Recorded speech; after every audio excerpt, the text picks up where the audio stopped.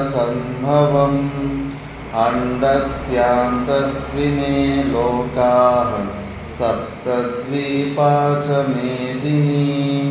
ॐ शान्ति शान्ति शान्तिः।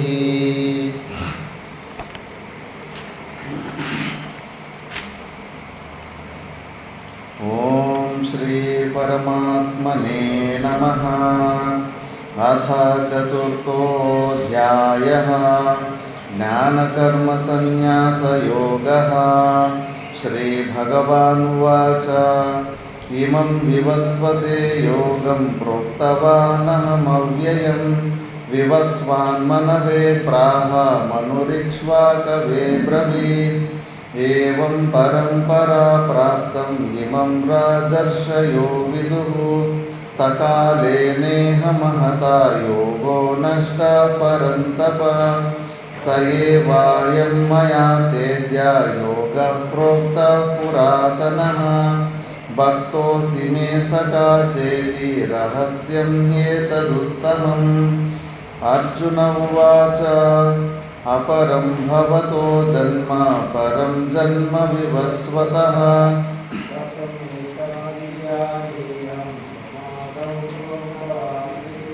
श्रीभगवानुवाच बहूनि मे व्यतीतानि जन्मानि तव चार्जुन। तान्यहं वेद सर्वाणि न त्वं वेत्थ परन्तप। अजोऽपि सन्नव्ययात्मा भूतानामीश्वरोऽपि सन् प्रकृतिं स्वामधिष्ठाय सम्भवाम्यात्ममायया। यदा यदा हि धर्मस्य ग्लानिर्भवति भारत अभ्युत्थानमधर्मस्य तदात्मानं सृजाम्यहं। परित्राणाय साधूनां विनाशाय च दुष्कृतां धर्मसंस्थापनार्थाय सम्भवामि युगे युगे। जन्म कर्म च मे दिव्यम् एवं यो वेत्ति तत्त्वतः। त्यक्त्वा देहं पुनर्जन्म नैति मामेति सोऽर्जुन। मया मामुपाश्रिताः बहवो ज्ञानतपसा पूता मद्भावमागताः। ये यथा मां प्रपद्यन्ते तांस्तथैव भजाम्यहम्। मम वर्त्मानुवर्तन्ते मनुष्या पार्थ सर्वशः। काङ्क्षन्तः कर्मणां सिद्धिं यजन्त इह देवताः। क्षिप्रं हि मानुषे लोके सिद्धिर्भवति कर्मज। चातुर्वर्ण्यं मया सृष्टं गुणकर्मविभागशः। तस्य कर्तारमपि मां विद्य कर्तारमव्ययम्। मानि लिम्पन्ति न मे कर्मफले स्पृहा। इति मां योऽभिजानाति कर्मभिर्न स बध्यते। एवं ज्ञात्वा कृतं कर्म पूर्वैरपि मुमुक्षुभिः कर्मैव तस्मात् त्वं पूर्वैः पूर्वतरं कृतं किम कर्मेति कवयोऽप्यत्र मोहिताः। तत्ते कर्म प्रवक्ष्यामि यज्ञात्वा मोक्ष्यसे शुभात्। कर्मणो ह्यपि बोद्धव्यं बोद्धव्यं च विकर्मणः। अकर्मणश्च बोद्धव्यं गहना कर्मणो गतिः। कर्मण्यकर्म यः पश्येद कर्मणि च कर्म यः स बुद्धिमान् मनुष्येषु स युक्तः कृत्स्नकर्मकृत्।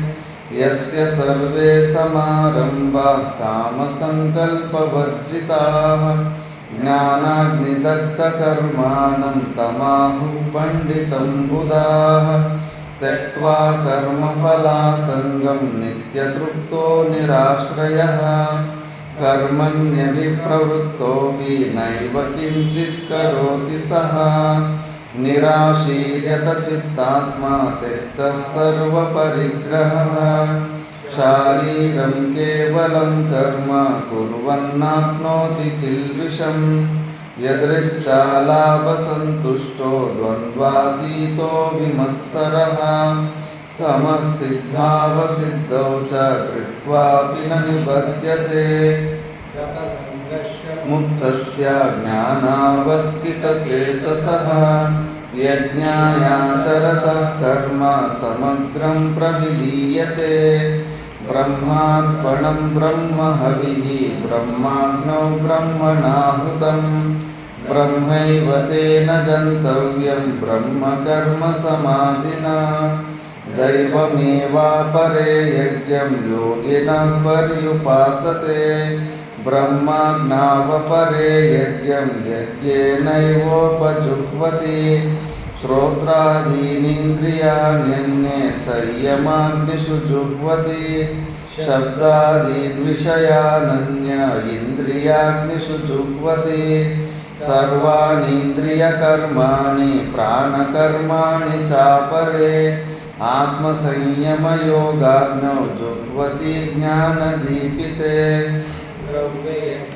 तपोयज्ञा योगयज्ञास्तथा परे स्वाध्यायज्ञानयज्ञाश्च यतयः संशितव्रताः अपाने जुह्वति प्राणं प्राणे पानं तथा परे प्राणापानगतिरुद्ध्वा प्राणायामपरायणाः अपरे नियताहारा प्राणान् प्राणेषु जुह्वति सर्वेऽप्येते यज्ञविदो यज्ञक्षपितकल्मषाः कामृतभुजो यान्ति ब्रह्म सनातनं नायं लोकोऽस्त्य यज्ञस्य कुतोऽन्यः कुरु सत्तमा एवं बहुविधा यज्ञा वितता ब्रह्मणो मुखे कर्मजान् विद्दितान् सर्वान् एवं ज्ञात्वा विमोक्ष्यसे श्रेयान् द्रव्यमयाद् यज्ञात् ज्ञानयज्ञः परन्तप सर्वं कर्माखिलं पार्थ ज्ञाने परिसमाप्यते तद्विद्धि प्रणिपातेन परिप्रश्नेन सेवया उपदेक्ष्यन्ति ते ज्ञानं ज्ञानिनस्तत्त्वदर्शिनः यज्ञात्वा न पुनर्मोहम् एवं यास्यसि पाण्डव येन भूतान्यशेषेण द्रक्ष्यस्यात्मन्यथो मयि अपि चेदसि पापेभ्यः सर्वेभ्यः पापकृत्तमः न प्लवेनैव वृजिनं सन्तरिष्यसि यथैदांसि समिद्धोऽग्निर्भस्मसात् कुरुतेऽर्जुन ज्ञानाग्निः सर्वकर्माणि भस्मसात् कुरुते तथा न हि ज्ञानेन सदृशं पवित्रमिह विद्यते तत्स्वयं योगसंसिद्धः कालेनात्मनि विन्दति श्रद्धावान् लभते ज्ञानं तत्परः संयतेन्द्रियः ज्ञानं लब्ध्वा परां शान्तिम् अचिरेणाधिगच्छति अज्ञश्च श्रद्धादानश्च संशयात्मा विनश्यति नायं लोकोऽस्ति न परो न सुखं संशयात्मनः योगसन्न्यस्तकर्माणं ज्ञानसञ्छिन्नसंशयम् आत्मवन्तं न कर्माणि निबध्नन्ति धनञ्जय न सम्भूतं हृत्स्थं ज्ञानासीनात्मनः चित्वैनं संशयं योगम् आतिष्ठोत्तिष्ठ भारत ॐ तत्सदिति श्रीमद्भगवद्गीतासु उपनिषत्सु ब्रह्मविद्यायां योगशास्त्रे श्रीकृष्णार्जुनसंवादे ज्ञानकर्मसन्न्यासयोगो नाम चतुर्थोऽध्यायः। మనము భగవద్గీత 4వ అధ్యాయం గురించి విచారణ చేస్తుంటే ఇంకా 39వ శ్లోకం వరకు విచారణ చేసాము. ఇంకా అంతిమ 3 శ్లోకాలు ఉన్నాయి. 39వ శ్లోకంలో శ్రద్ధావాన్ లభతే జ్ఞానం తత్పరః సంయతేంద్రియః జ్ఞానం లబ్ధ్వా పరాం శాంతిం అచిరేణాధిగచ్చతి అని. శ్రద్ధ ఉండాలి. శ్రద్ధావాన్ లభతే జ్ఞానం. ఎవరికైతే శాస్త్రం వాక్యాల మీద, గురు చెప్పిన వాక్యాల మీద శ్రద్ధ ఉంటుందో వాడికి మాత్రమే ఆ పరమానంద స్థితి దొరుకుతుంది. తులసీదాసుకు ఒక చిన్న కథ వస్తుంది. అంటే మహాపురుషులు 3 కృపలు ఉంటాయి. ఈశ్వర కృప, ఇంకా గురు కృప. ఈశ్వర కృప, గురు కృప రెండు ఒకటే అనుకోండి. మళ్ళీ శాస్త్ర కృప, ఆత్మకృప. ఈశ్వరుడు, గురువు ఎప్పుడు కృపను చూపించడానికి 24 గంటల సేపు వాళ్ళు వెయిట్ చేస్తూ ఉన్నారు. చాలా కష్టమైంది ఏంటంటే ఆత్మకృప. వాడి మనసే వాడికి సహకరిస్తలేదు. గురువులు ఎంతోమంది మహానుభావులు వాళ్ళకి ఇంట్రెస్ట్ లేకపోయినా బలవంతంగా అయినా వాళ్ళ చేత మంచిగా ఇవి దైవీ సంపత్తులు తెప్పించి వాడికి జ్ఞానబోధ చేయాలనేది ఆ కరుణ, ఆ దయ ఉంటుంది. కానీ ఎప్పటి వరకు వాడు లోపలున్న మనసు ఆత్మకృప, వాడు స్వయంగా నేను ఆత్యంతిక దుఃఖ నివృత్తి, పరమానంద ప్రాప్తిని పొందాలని కోరిక పుట్టదో అప్పటి వరకు ఎవరు ఏమి చేయలేరు. పట్టి పంగనామాలు పెడితే గోడు స్వాటంపై తెలుసుకుంటారంటారు కదా. బలవంతంగా మనము ఈ జ్ఞాన విషయంలో బలవంతంగా అయితే ఎవరికి మనము మంచిది కూడా చేయలేము. వాడు ఇష్టపడాలి. ఆ ఆత్మకృప శ్రద్ధ లేకపోతే అస్సలు ఉండదు. తులసిదాసు ఒకరికి రామాయణాలు ప్రతి ఒక్కరికి కుసలు పెట్టేసి తులసి రామాయణం గురించి చెప్తూ ఉంటారు. అందుకే ఎక్కువ స్ట్రెంత్ ఎక్కువైపోతుంది. సంకటమోచన హనుమాన్ అనే మందిరవాసి గారి అక్కడున్న ఒక రాజు ఉంటాడు. రాజుకి కోపం వస్తుంది. ఏంటి ఈ సాధు అందరినీ భక్తి అని చెప్పేసి అంత సోమరిపోతలుగా తయారు చేస్తున్నాడు. ఏమొస్తుంది రామాయణం చదివితే ఏమొస్తుంది, ఇట్లా అని జ్ఞానబోధ చేయడానికి వచ్చింది. నువ్వు పాడు చేస్తున్నావు పిల్లగాలి ఇట్లా. ఇంకా ఆయనతోటి కాసేపు మాట్లాడేసరికి రాజుకు యుక్తి పని చేయలేదు.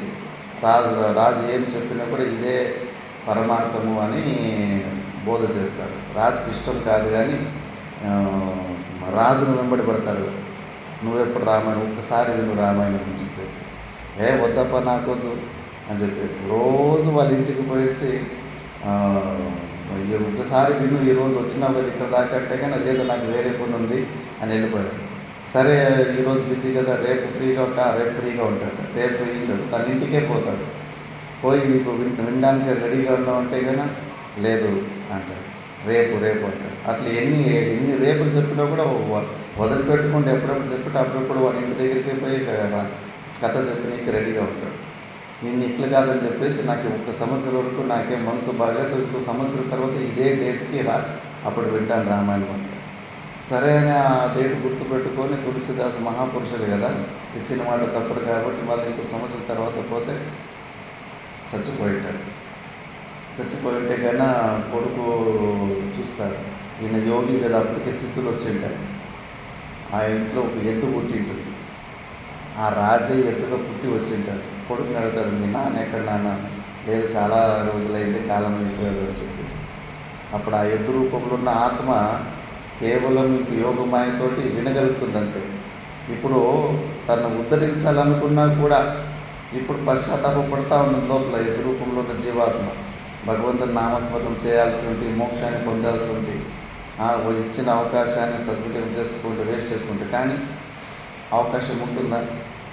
అంతే. ఒక్కసారి అవకాశం ఛాన్స్ మిస్ అయిపోతే మళ్ళీ దొరకదు. మూర్ఖత్వంతో మనుషులు పశువులు లాంటి జీవితాన్ని గడుపుతున్నారు. నువ్వు ఎలాంటి పశువులకు తిన్నా మంచిగా తినాలి, పడుకోవాలి, తెల్లారాలి, పిల్లలు సాకాలి, ఇంతే ఉంది కదా. అవన్నీ పశువులు కూడా చేస్తున్నాయి. ఎద్దులు అన్ని ప్రాణి పక్షులు అవే పనులు చేస్తాయి. మరి నీకు అలాంటి జన్మలు ఇచ్చేస్తాయి. నువ్వు పూర్వజన్మలో నేను లేదా స్వర్గానికన్నా పోవాలని కోరిక పెట్టుకున్నావు, లేదా నేను మోక్షాన్ని పొందాలని కోరిక పెట్టుకున్నందుకు నీ కోరికకి అనుకూలంగా ఈ మనిషి జన్మ ఇచ్చాడు. మనిషి జన్మ ఇచ్చిన తర్వాత వచ్చిన పని మనిషి మళ్ళా నువ్వు పశువు లాంటి బుద్ధులు పెంచుకుంటే కదా మళ్ళీ నీకు పశువు లాంటి శరీరాలు వచ్చేస్తాయి. ఎవడు ఎలాంటి శరీరం పెట్టుకుంటాడో అలాంటి శరీరాలు మళ్ళీ ఎక్కడో చేతులు కాళ్ళు ఆడించి చెమట కాల్చుకో ఉంటాను. అది అక్కడ డిపాజిట్ ఉంటుంది. ఏ ఇంట్లో నువ్వు కష్టపడి ఉంటావో ఆ ఇంట్లోకి రావాలి. మనిషిగా అవకాశం ఉంటే కానీ మనుమల రూపంలో వస్తాం. మనిషి జన్మ లేదంటే కానీ ఎద్దుగాను, పిల్లిగాను, బల్లిగాను, దోములుగాను మళ్ళీ అదే ఇంటికి రావాలి. అదే ఇంటికి వచ్చి అక్కడే ఎక్కడ రుణం ఉంటే అక్కడే రుణం తీసుకుంటూ పోతూ ఉంటారు. ఈ ఆశ్రమే మన పుణ్యం వల్లనే ఈ నిర్మితంగా ఇట్లా ఎన్ని బల్లులు ఉన్నాయి, వాటి పుణ్యం వల్ల కూడా ఈ ఆశ్రమం కట్టింది. అవి కూడా ఇక్కడ సంసారం చేస్తున్నాయి. ఆ పావురాలు కూడా 20-30 సంవత్సరాల నుంచి ఇక్కడే సంసారం చేసుకుంటుంది. కాబట్టి జస్ట్ పశువు లాంటి గుణం ఉంటే మళ్ళీ నీకు పశు గుణం వచ్చేస్తుంది. అందుకే శ్రద్ధ ఉండాలి. గురువులు అడుగడుగున ఎంతో ప్రయత్నం చేస్తూ ఉంటారు. ఇక్కడ అడగొక్క తాత ప్రయత్నం చూడండి, ఎవరి కోసం ఇంత సామ్రాజ్యాన్ని స్థాపన చేసి ఎవరి కోసం చేశారు? ఇది కూడా జనాలకి అర్థం కాకపోతే ఇంకేం అర్థమవుతుంది? ఎవరు మాట వింటారు? నిస్వార్థంగా 10 మంది ఉద్ధారం కావాలని ఇంత పెద్ద సామ్రాజ్యాన్ని మన కోసమే వదిలిపెట్టిపోయారు. 10 మంది కోసం, 10 మంది సంతోషం కోసం వదిలిపెట్టిపోయారు. మరి అలాంటి గురువులు నిస్వార్థంగా ఉన్న అలాంటి గురువుల మాటలు వినాలా? స్వార్థుల జనులు, ప్రపంచంలో ఉన్న స్వార్థుల మనుషుల మాటలు వినాలి. మనుషులకి పుణ్యం లేకపోతే అర్థమే చేసుకోరు. అందుకే అలాంటి అజ్ఞశ్చ ఆత్మ విషయం తెలుసుకోకుండా ఎవడన్నా శరీరం చచ్చిపోతే కాన చాలా వాడు మళ్ళీ నశించిపోతుంటాడు. దుఃఖ సాగరంలో మునిగిపోతుంటాడని నెక్స్ట్ శ్లోకంలో చెప్తాను. అజ్ఞశ్చ శ్రద్ధదానశ్చ సంశయాత్మా వినశ్యతి నాయం లోకోస్తి న పరో న సుఖం సంశయాత్మనః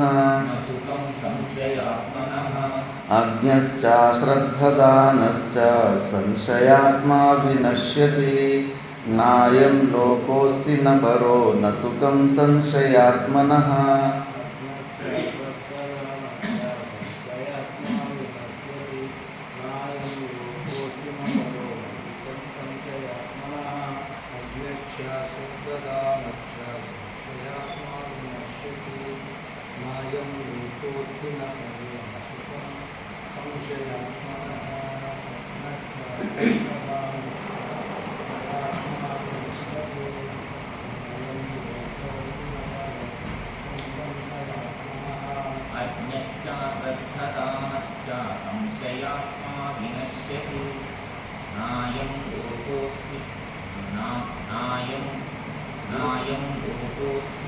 లోకోస్తి స్మికతి స్మితి నాయం లోకోస్తి న పరో న సుఖం సంశయాత్మనః. అజ్ఞశ్చ అంటే జ్ఞానం లేనివాడు, ఆత్మవిషయక జ్ఞానం, నేను ఎవరు అన్న విషయము సరిగ్గా తెలుసుకొని లేనివాడు. ఇదే పొరపాటు చేస్తూ ఉంటాం. రాత్రిపూట్లో స్వప్నం వస్తుంటుంది. స్వప్నంలో సింహము తొరంకొస్తూ ఉంటుంది. ఆ తొరంకొస్తుంటే పరిగెత్తి అలసిపోయి చెట్టెక్కిపోతాము. చెట్టెక్కిపోతుంటే కాలు బట్టి గుంజేస్తుంది, ఉలిక్కి పడతాము. అక్కడ స్వప్నము సత్యమా అబద్ధం, మిథ్య.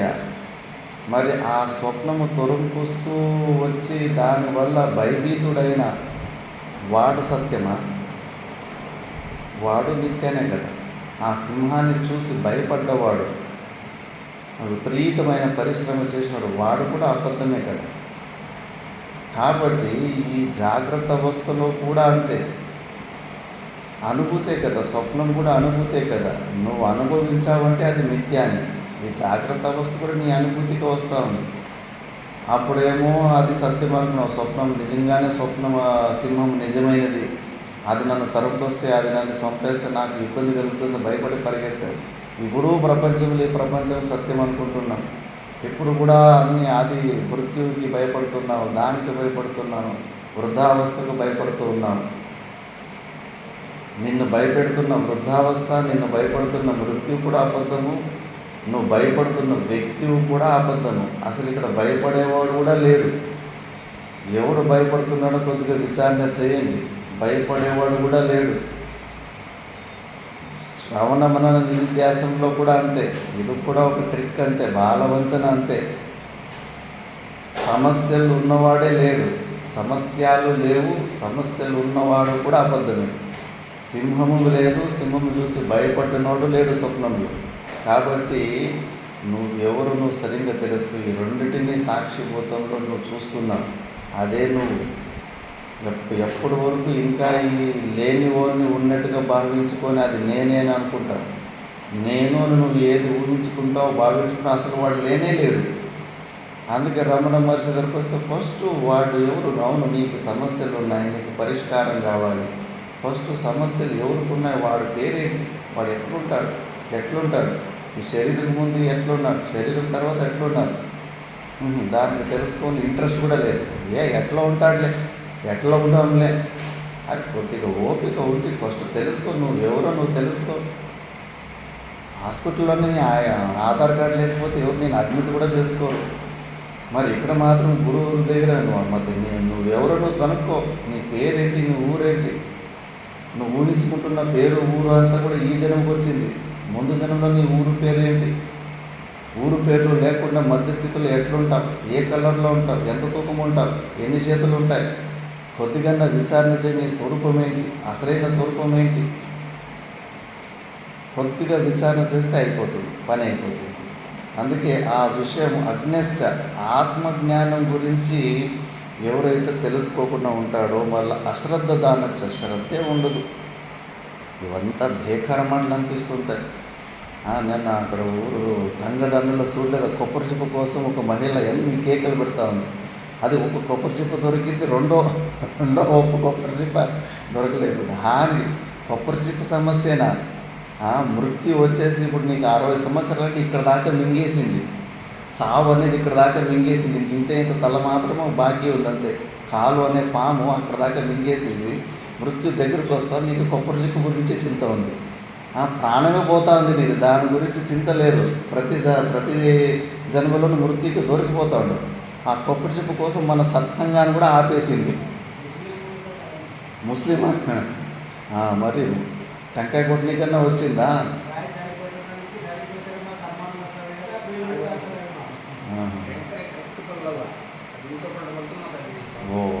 అటు అసలు టెంకాయ పూజలోకి టెంకాయ విధానమే ఒక కల్పన. అంటే అందులో కాయ పగిలిపోతే, కాయ చెడిపోతే ఎన్ని ఊహించుకొని ఆ రేషం పులుగు తన గూడుని తానే చేసుకొని ఇరుక్కొని సచ్చినట్టు ఎన్ని బంధనాలు ఊహించుకుంటారు. దీపం మారిపోతే అయ్యో చెడు జరిగిపోతుంది. అరే గాలి ఉంటే వెలుతురు ఉంటే దీపం మారిపోతుంది.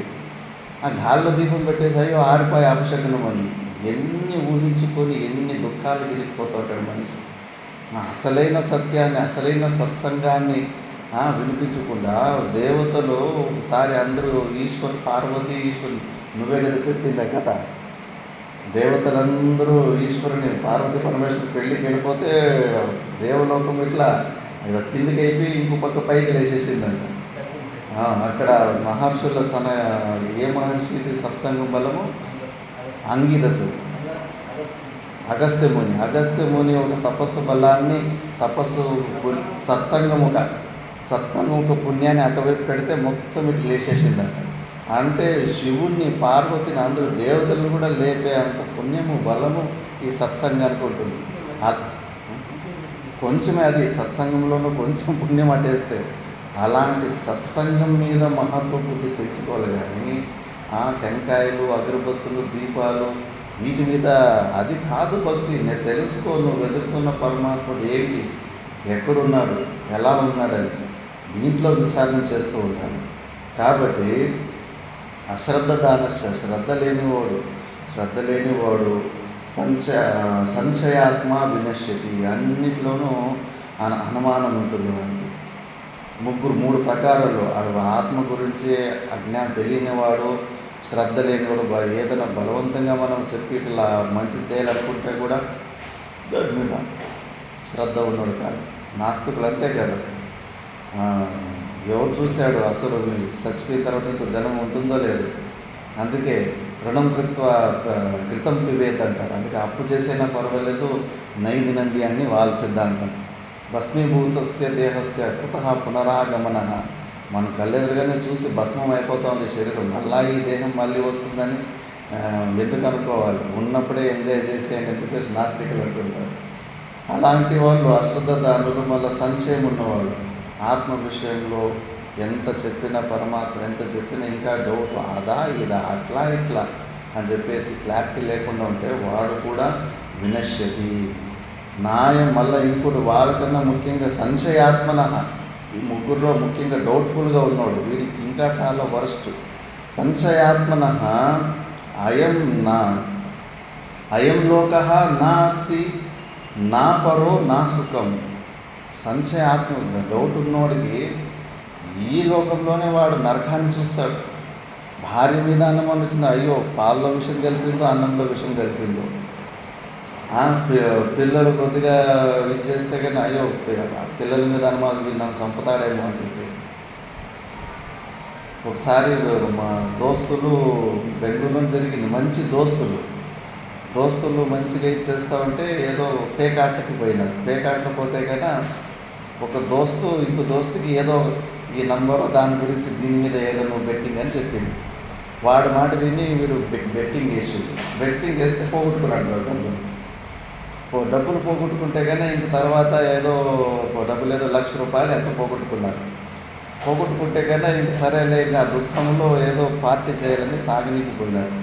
తాగిన మొత్తంలో ఎవరైతే డబ్బులు పోగొట్టుకున్నాడో వాడు వరి నీ వల్లనే నేను డబ్బులు పోగొట్టుకున్నాను, నువ్వు చెప్పిన నెంబర్ అని చెప్పేసి నేను చంపేస్తాను అట్లా ఇట్లా అని ఊరికి కామెడీ బెదిరించడానికి వాళ్ళు చేశారు.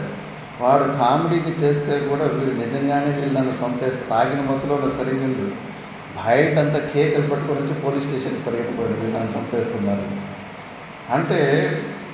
సంశయం ఉన్నవాడికి అడుగడుగున మృత్యునే, అడుగడుగున భయపడుతూ వస్తూ ఉంటాడు ప్రతి ఒక్క విషయంలో కూడా సంశయం.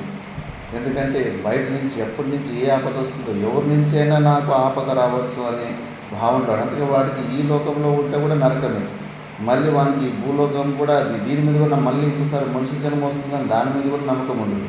ఇంకా వేరే లోకాలతో దూరం మాట, వేరే లోకాల అస్థి ఇది ఉపాసిత అంటారు.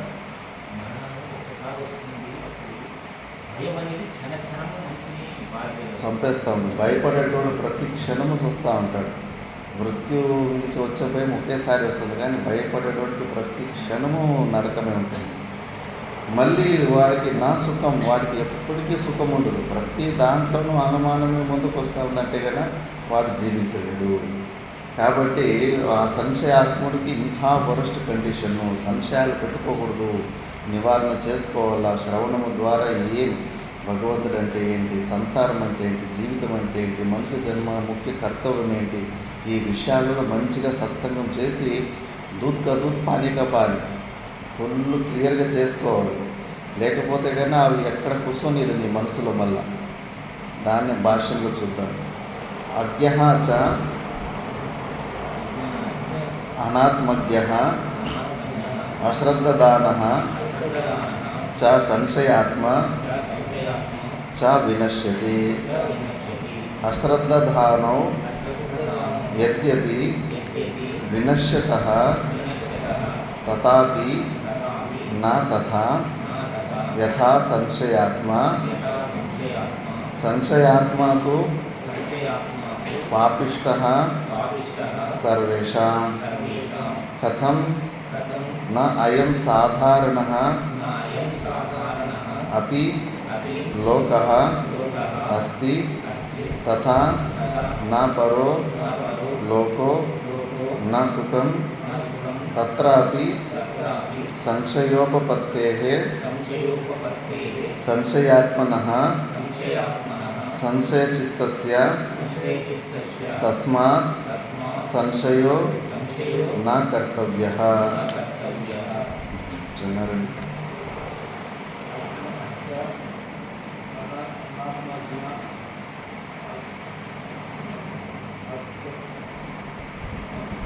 అశ్రద్ధదానః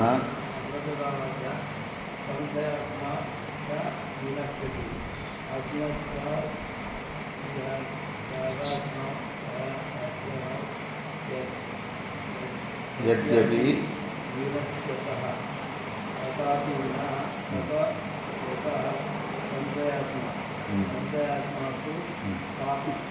పాపిష్టః సర్వేషాం.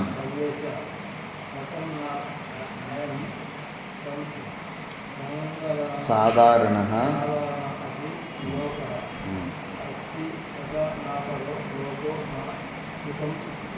अपि संशयोपपद्यते ఉమ్. संशयोपपद्यते संशयात्मानः संशयचित्तस्य तस्मात् संशयो न కర్తవ్య. శ్లోకంలో అజ్ఞ చ అని ఉంది, అంటే అనాత్మజ్ఞ. ఆత్మ గురించి ఎవడైతే సరిగ్గా తెలుసుకోఉండడో, ఇప్పటి వరకు ఈ కల్పంలో బ్రహ్మని సగం వయసు అయిపోయింది, ద్వితీయ పరార్థలో ఉన్నాం మనము. అంటే కొన్ని కోట్ల సంవత్సరాలు అయిపోయినాయి, అయినా కూడా ఇంకా మనము మోక్షాన్ని పొందకుండా ఇక్కడే తిరుగుతున్నామంటే ఇంకా మనం ఎవరన్న విషయాన్ని తెలుసుకోలేదు. ఇక చిన్నదంతే, శాస్త్రం ఒకటే అంటుంది, నువ్వు ఎవరో కరెక్ట్గా తెలుసుకో, ఒక్కటి తెలుసుకో, సరిగ్గా తెలుసుకో. ఇప్పుడున్న నీ ఊరు పేరు ఇవన్నీ టెంపరవరీ అడ్రస్, టెంపరవరీ పేరు.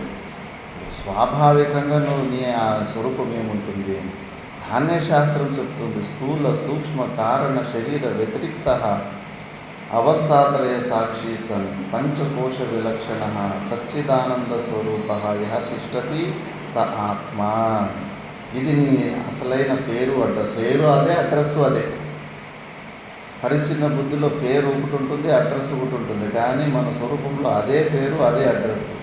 ఈ మూడు ప్రకారాలు శరీరాలకు అతిరిక్తంగా ఉండేది. ఈ స్థూల శరీరం చూస్తుండగానే ఈ మట్టిలో కలిసిపోతుంది. దాని తర్వాత సప్త ధాతువులు ఉంటాయి అంతే. స్థూల రక్తము, మాంసము, ఎముకలోని పూనుగ, వీర్యం, ఇలా సప్త ధాతులతోటి నిండిన ఈ శరీరము స్థూల శరీరము. పంచ జ్ఞానేంద్రియాలు, పంచ కర్మేంద్రియాలు, పంచ ప్రాణాలు, మనసు, బుద్ధి, వీటిని సూక్ష్మ శరీరం అంటారు. మళ్ళీ ఆవరణ శక్తి, నేను ఎవరు అని మన స్వరూపం గురించి అజ్ఞానం, ఆవరణ శక్తి ఎంత, అది కారణ శరీరము. ఈ మూడు శరీరాలకు అతిరిక్తంగా ఏదైతే ఉందో, ఈ మూడు శరీరాలు కూడా మనము కాదు. ఈ మూడు శరీరాలు లేకపోయినా మనం ఉంటాం. ఈ జాగ్రత్త అవస్థలో ఉన్న శరీరము ఒక 18 గంటలు ఉంటుంది, తర్వాత పడుకున్న తర్వాత ఈ శరీరం కాదు, వేరే లోపల స్వప్న శరీరంలో పనిచేసుకుంటూ ఉంటాం. అంటే ఈ శరీరం ఒక వ్యాలిడిటీ 18 గంటలే. 100 సంవత్సరాలను ఊహించుకుంటున్నాం అంతే మనం. ఎందుకంటే మళ్ళీ లేచిన తర్వాత మళ్ళీ ఇదే శరీరం ఉంటుందని. 18 గంటల కన్నా ఎక్కువ వ్యాలిడిటీ లేదు. మళ్ళీ స్వప్న శరీరము అదొక 5-6 గంటలు. దాని తర్వాత కారణ శరీరము సుషుప్తి అవస్థలో అదొక 2-3 గంటల సేపు. ఈ మూడు శరీరాలు తాదాత్మ్యం వస్తూ ఉంటుంది, పోతూ ఉంటుంది. మనం మూడు శరీరాల్లో కూడా సాక్షి భావంలో ఉంటాము. మూడు అవస్థలకు సాక్షినే. నిన్న పగలేం జరిగిందో తెలుసు, నిన్న రాత్రి స్వప్నంలో ఏమొచ్చాయో తెలుసు, స్వప్నాలు రాలేదని సుషుప్తి విషయంలో ఆ విషయము తెలుసు. కంటిన్యూస్గా ఉన్నాము. ఎన్నోసార్లు చెప్పాము, కామవరంలో ఒకరు, ఎమ్మిగనూరులో ఒకరు, ఆదోనిలో ఒకరు ఉంటే ఈ ఊర్లో తెలిసింది, ఆ ఊర్లో ఉన్నది తెలిసలేదు, ఆ ఊర్లో ఉన్నది ఈ ఊర్లోనే తెలిసలేదు. కానీ మనకు మూడు అవస్థల్లో ఉన్న విషయాలు కూడా మనకు గుర్తుకు వస్తున్నాయి. నిన్న పగలేం జరిగిందో, స్వప్నంలో ఏం జరిగిందో, సుషుప్తి అవస్థలో ఏం జరిగిందో తెలుస్తున్నాయంటే ఈ మూడు పురాలలో కూడా మనమే ఉన్నాము. ఇదే త్రిపురము. ఈ త్రిపురాసురుడు అనే రాక్షసుడు ఎవడు కాదు, మన అహంకారం. మన అహంకారమే ఈ మూడు పురాలలో దాక్కుంటా ఉన్నాడు. ఒకటి ఇనుపది ఊరు, ఒకటి సిల్వర్ది, ఇంకోటి గోల్డ్, సుషుప్తి అవస్థ. ఈ మూడు ఊర్లలో దాక్కుంటా ఉంటాడు. ఈ మూడు పురాలు ఒక లైన్కి వచ్చినప్పుడు ఎవరైతే వాడిని బాణం నుంచి ఛేదిస్తాడో అప్పుడే వాడికి మృత్యు వస్తుంది. ఈ దేవతల్ని, వాళ్ళని, వీళ్ళని అంతా ఓడించేసి ఆ రాక్షసుడు ఈ మూడు ఊర్లలో దాక్కుంటా ఉంటాడు. అందుకే శివుడు పాశుపతాస్త్రాన్ని తయారు చేసి ఈ మూడు ఊర్లు ఒక్క లైన్లో వచ్చినప్పుడు ఒకేసారి కొట్టేస్తాడు. అంటే ఈ మూడు ఊర్లని, మూడు అవస్థలని సాక్షి రూపంలో జ్ఞానం అనే పాశుపతాస్త్రం ద్వారా నువ్వు ఎప్పుడు ధ్వంసం చేస్తావో. ధ్వంసం అంటే ఏంటి? ఇప్పుడు ఎడారిలో నీళ్ళు ఉన్నాయనుకున్నాం, ఇసుకేసుకు సూర్యకిరణాల ప్రభావం వల్ల ఇసుక నీళ్ళలాగా కనిపిస్తుంది. ఆ నీళ్ళలోనే వస్తువుని మనము ఎట్లా నాశనం చేయాలి, ధ్వంసం చేయాలంటే జ్ఞానాన్ని పొందాలి. ఓహో, అది సత్యమైన నీళ్ళు కాదు, అబద్ధమైన నీళ్ళు, అవి సూర్యకిరణాల రిఫ్లెక్షన్ వల్ల ఎండమావులు కనిపిస్తున్నాయి అని తెలుసుకోవడం వల్లనే అక్కడ నీళ్ళు ఉన్న భావన చచ్చిపోతుంది కదా. అది నీళ్ళు కాదు, ఇసుకే అని. అంతేగాని బాంబులు వేసి దాన్ని నాశనం చేయాల్సిన అవసరం లేదు కదా. అలాగే ఈ సకల ప్రపంచాన్ని కూడా ఇది కూడా మిథ్యే. ఇది కూడా పర్మనెంట్గా కంటిన్యూస్గా ఎక్కడుంది? మనసు బుద్ధులు యాక్టివ్గా ఉన్నంతసేపే ఈ ప్రపంచం కనిపిస్తూ ఉంది. సుషుప్తి అవస్థలో మనసు బుద్ధులు రెస్ట్కి పోయినప్పుడు ఎక్కడ ప్రపంచం, ఎక్కడ ఈ శరీరం లేదు. అక్కడ సూర్యకిరణాలు ఉన్నంతసేపే ఇసుక నీళ్ళ కనిపిస్తూ ఉంది. ఈ సూర్యకిరణాలు సాయంత్రం పోయిన తర్వాత అది కనిపించదు. అందుకే ఈ జ్ఞానం ఈ జ్ఞానము ద్వారా మనము దాన్ని నిత్యాత్వ నిశ్చయం చేస్తే అది ఆ వస్తువు ఉన్నా కూడా లేకుండా అయిపోతుంది. అంటే ఈ సకల ప్రపంచాన్ని మనం పూర్తి చేసినట్టు. శివుడు మూడో కన్ను తెరిస్తే అంత భస్మం అయిపోతుంది. శివుడే కాదు, మనందరిలోనూ ఉంది ఆ మూడో కన్ను, మనం తెరుస్తాలేము. అదే జ్ఞాన నేత్రం. ఆ జ్ఞాన నేత్రం తెరిస్తే ఈ ప్రపంచము ఉన్నా కూడా లేనట్టే. కేవలం వ్యావహారిక సత్తుల ప్రతీతి ఉంటుంది, మొత్తం భస్మం అయిపోతుంది. ఆ మూడో కన్ను తెరవాలి, జ్ఞాన నేత్రం తెరవాలి. ఋషులు ఇవన్నీ కూడా సింబాలికల్గా రహస్యాలు ఉంచిపోయారు. మనం వాళ్ళను కూడా ద్వైతంలోకి లాక్కిచ్చేసి వాళ్ళ చేతి కూడా డ్రామాలు ఎక్కిచ్చేస్తాం. సినిమాలు, కథలు, ఎమోషన్లు నింపేసి ఏడిపించేస్తాం. అక్కడ శివుని కూడా ఏడిపించేస్తాం, పార్వతిని ఏడిపించేస్తాం. వాళ్ళేమో మనకి కథల ద్వారా, పురాణాల ద్వారా ఈ అద్భుతమైన జ్ఞానాన్ని ఇచ్చి మన దుఃఖాన్ని తొలగించాలి, ఎమోషన్స్ నుంచి పైకి లేపి స్వరూపంలో నిలబెట్టాలనే ప్రయత్నం చేస్తే వాళ్ళనే మన లెవెల్కి లాక్కొచ్చేస్తాం. అందులోనే ఇష్టపడుతూ ఉంటారు ఈ సినిమాలు తీసేటోళ్ళు, సీరియల్ తీసేటోళ్ళు. అద్భుతమైన ఈ జ్ఞాన చర్చ ఏమైనా వస్తుందా? స్టోరీలు అంటే అది స్టోరీలో దాగిన రహస్యము. అవును, యముని మీద సినిమాలు, ఎన్నో సినిమాలు వచ్చాయి. యముని కూడా మనుషుల్లాగా చేసి భూలోకానికి తీసుకొచ్చి ఇబ్బందులు పడేలాగా చేసేస్తారు మనిషి. అందుకే ఇవన్నీ బుద్ధితంత్రం. కాబట్టి ఇలాంటి జ్ఞానాన్ని మనము పొందాలి. మనం ఎవరు అన్న విషయాన్ని మనం తెలుసుకోవాలి. తెలుసుకుంటే కానీ అన్ని పనులు అయిపోతాయి. అది తెలుసుకోకుండా పోతే అలాంటి అనాత్మజ్ఞుడు, వాణ్ణి అజ్ఞుడు అన్నాడు. ఆత్మజ్ఞానం వాడు ఎవడు అనే విషయాన్ని సరిగ్గా తెలుసుకోకుండా ఉన్నవాడు అజ్ఞాని. అశ్రద్ధ దాన సా సంచయాత్మచ వినశ్యతి అన్నాడు. అశ్రద్ధ దానం యద్యపి వినశ్యత. శ్రద్ధ లేనివాడు, ఆత్మ తెలుసుకున్నాడు, వాళ్ళు తప్పకుండా వాళ్ళ నాశనం పొందుతారు. తథాపి నా తథ యథా సంశయాత్మలు ఉన్నోడైతే మాత్రము చాలా ఘోరము. వాడికి శ్రద్ధ లేనివాడికి ఏదో ఒక రోజు శ్రద్ధ రావచ్చు, కానీ సంశయాల మీద సంశయాలు ఉన్నోడికి ప్రతి ఒక్క విషయం సంశయమే. అసలు ఈ ప్రపంచము సత్యమో నిత్యమో, అసలు భగవంతుడు ఉన్నాడో లేదో, ప్రతి దాంట్లో సంశయం ఉన్నవాడు వాడికి తప్పకుండా వాడికి సంశయాత్మకు పాపిష్ట సర్వేషం. పాపాలు ఎక్కువ చేస్తే అట్లా విపరీతమైన సంశయాలు వస్తాయి. ఇప్పుడు దత్తాత్రేయుడు చెప్పినట్లు ఈశ్వర కృపాత్ పుంసాం అద్వైత వాసన అన్నారు. ఈశ్వరుని కృప ఉన్నోడికి అద్వైత సిద్ధాంతం వెంబడే నచ్చుతుంది. అది మహాపుణ్యము, పూర్వజన్మలో చేసుకున్న పుణ్యం వల్ల అలాంటి అద్భుతమైన మనసు ఉంటుంది. ఆ అద్వైత సిద్ధాంతాన్ని ఉన్న సత్యాన్ని గ్రహించి ఇది కరెక్ట్, సత్యం అని టక్కని బుద్ధి నమ్మేస్తుంది. అది ఆ ఈశ్వరుని కృప లేకపోతే కొంతమంది చూసి నన్ను ద్వైత మధ్వాచార్య సాంప్రదాయంలో తెలివితేటలు చూస్తారా, మంచి మంచి పోస్ట్ గ్రాడ్యుయేషన్లు, సంస్కృత శాస్త్రంలో పిహెచ్డీలు ఇవన్నీ చేసుకుంటారు. కానీ ఈయన అద్వైత సిద్ధాంతానికి విరుద్ధంగానే వాడు బుద్ధి పనిచేస్తాం. విపరీతమైన కుతర్కాల ద్వారా బుద్ధి అటలాక్కెళ్తాడు. ఆశ్చర్యం అనిపిస్తుంది, అంతటి తెలివితేటలు ఉన్నా కూడా పనికి రాకుండా పాయి కదా అని. అందుకే ఈ సంశయాత్మ ఉంటాడు కదా, వాడు ఒక్క జన్మ కాదు. ఇప్పుడు డిబేట్ సెషన్లో మా భక్తులదే లక్నోలో బారాబంకీలో ఒకటి విచిత్ర జరిగింది. వాళ్ళ నాన్న నా పిల్లల్ని మంచి తయారు చేయాలని చెప్పేసి ఇంట్లో వాళ్ళకి ఒక టాపిక్ ఇచ్చేవాడు. వాద వివాదన చేసేది కూడా నేర్పిస్తాడు. ఒక కొడుకుకి నువ్వు కాంగ్రెస్ పార్టీ తరఫున నువ్వు వాదించాలి, ఇంకో కొడుకుకి నువ్వు బీజేపీ పార్టీ తరఫున వాదించాలి. ఇంకా ఆ వాదనలో వాళ్ళు ఇన్ఫర్మేషన్ కలెక్ట్ చేసుకొని మాది కరెక్ట్ మీది రాంగు అనే విషయంలో చిన్నప్పుడు ఆ టాపిక్ ఇస్తే వాళ్ళు జీవితాలను అట్లా మారిపోయినారు. ఇద్దరు ఒక పార్టీ అయిపోయినారు. ఇప్పుడు కూడా గొడవలు చేసుకొని వాదన చేసుకొని మా పార్టీనే కరెక్ట్ అని చేసుకుంటూ ఉంటారు. అందుకే మనుషులకి ఏదైనా ఒకదాన్ని గట్టిగా పట్టుకొని ఒక సిద్ధాంతం నమ్మి ఉంటే నేను నమ్మింది నేను తెలుసుకుందే కరెక్ట్, దాన్నే నేను ప్రూవ్ చేయాలని జిద్ది వచ్చేస్తుంది. అది తెలివితేటలు కాదు, అది మూర్ఖత్వం, మహామూర్ఖత్వం. అది యథార్థాన్ని నువ్వు సాక్షిభావంలో ఉండాలి. ఏ ఒక విషయానికి పక్షపాతి కాకూడదు. మన భాషల్లో పూర్వపక్షుల ప్రశ్నలకు ఎంత అవకాశం ఉంది. ఎలాంటి ప్రశ్నలను ఎవరైనా అడగచ్చు. అన్ని ప్రశ్నలకు మంచిగా కూల్గా చేసి వాళ్ళ దాంట్లో ఏదైనా సత్యం ఉందంటే కన్నా దాన్ని కూడా స్వీకరించాలి. యోగులలో అష్టాంగ యోగ పద్ధతిని, అందులో ఏమి ఈరోజు తప్పే లేదు. తప్పకుండా అన్ని మతాల వాళ్ళు దాన్ని అంగీకరిస్తారు. కాబట్టి మంచిది ఎక్కడున్నా మనం స్వీకరించాలి. అంతేగాని లేదు నేను పట్టుకున్న గుంతలకు 3 కాలు అని కుతర్కాలు చేసుకుంటూ ఉంటే కన్నా ఈ జన్మలో కాదు. జ్ఞానంలో వచ్చిన అహంకారము, జ్ఞానంలో వచ్చిన సంశయము, వాడికి డాక్టర్ ఉండడు కదా. మందు బుద్ధి ఎవరికైతే కన్నా వాడికి జ్ఞానము ద్వారా, తెలివితేట ద్వారా మనకి ఉద్ధారం చేయొచ్చు. జ్ఞానంలోనే ఇట్లా గడబడి చేసుకొని చోట మహారాజ్ అనే మహానుభావుడు చెప్పేవాడు, శబ్దారణ్యం మహాజాలం అని చెప్పేసి.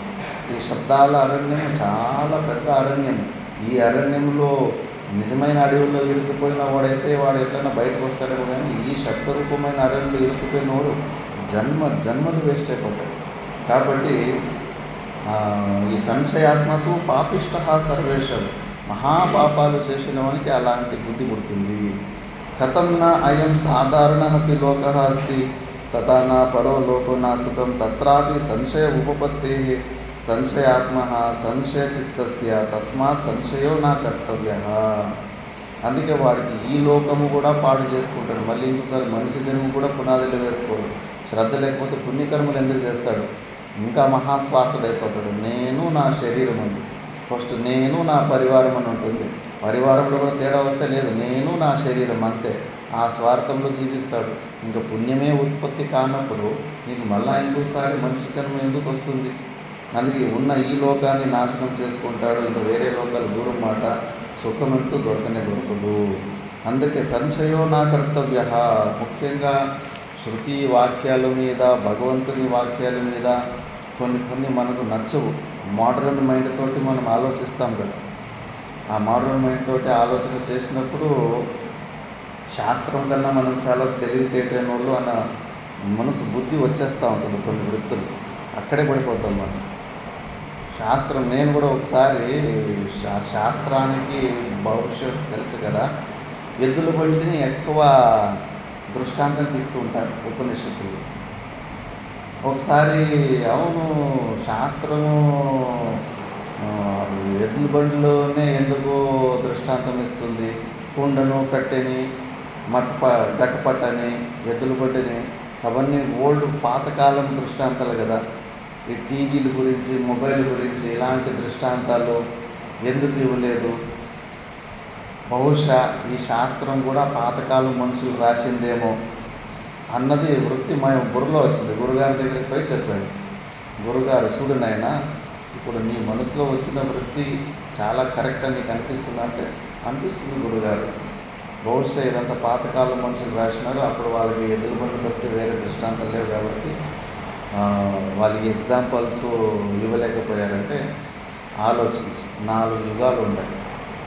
మొబైల్ గురించి కానీ, టీవీ గురించి కానీ దృష్టాంతం ఇస్తే ద్వాపర యుగంలో ఉన్నవాళ్ళు, కలియుగంలో కూడా 1950 నుంచి ముందు పుట్టిన వాళ్ళు, వాళ్ళకి ఏం అర్థమవుతుందా? టీవీలో చూడిన వాళ్ళు, మొబైల్ చూడిన వాళ్ళు 50 సంవత్సరాల క్రితం వాళ్ళకి ఈ దృష్టాంతాలు ఉపనిషత్తులు ఉంటే వాళ్ళకి ఏమైనా అర్థమవుతుందా? ఎద్దుల బండ్లు అయితే 4 యుగాలలో కూడా ఎద్దుల బండి దృష్టాంతం ప్రతి ఒక్కరికి కూడా అర్థమవుతుంది. నీకు అనిపించింది నువ్వే తెలివిగా ఆలోచిస్తున్నావు. ఇప్పుడే నీ తెలివి పోయిందా లేదా? నువ్వు అనుకున్నట్టుగా ఇలా టీవీలు, మొబైల్ దృష్టాంతం పెట్టింటే కానీ ఫెయిల్ అయిపోయేది కదా వేదం. అందుకే నువ్వు ఎప్పుడు శాస్త్రం కన్నా పెద్ద తెలివైనడు అన్న మాట అనుకో. సాక్షాత్తు భగవంతుడే, కృష్ణ పరమాత్ముడే కార్యకార్య వ్యవస్థతో శాస్త్రంతో ప్రమాణం అన్నాడు. ఏది చేయాలి, ఏది చేయకూడదన్న విషయంలో శాస్త్రం వైపే పోను. మనసుకు అవకాశం, కపోల కల్పనాలకి అవకాశమే ఇవ్వకు అని స్పష్టంగా చెప్పేసిండు. అలాంటి శాస్త్రం మీద పూర్ణ శ్రద్ధ ఉండాలి. శాస్త్రం కరెక్ట్గా ఉంటుంది. బహుశా నేను దాన్ని అర్థం చేసుకుని సరిగ్గా అర్థం చేసుకోలేకపోతున్నాను, ఇలాంటి భావన తెచ్చుకోవాలి. వాడు ఉద్ధారం అవుతాడు. అకస్మాత్ నెక్స్ట్ యోగ సన్యస్త కర్మాణం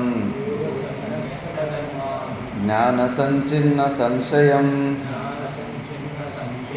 ఆత్మవంతం న కర్మాణి నిబధ్నంతి ధనంజయ. యోగ సన్యస్త కర్మాణం జ్ఞాన సంచిన్న సంశయం ఆత్మవంతం న కర్మాణి నిబధ్నంతి ధనంజయ.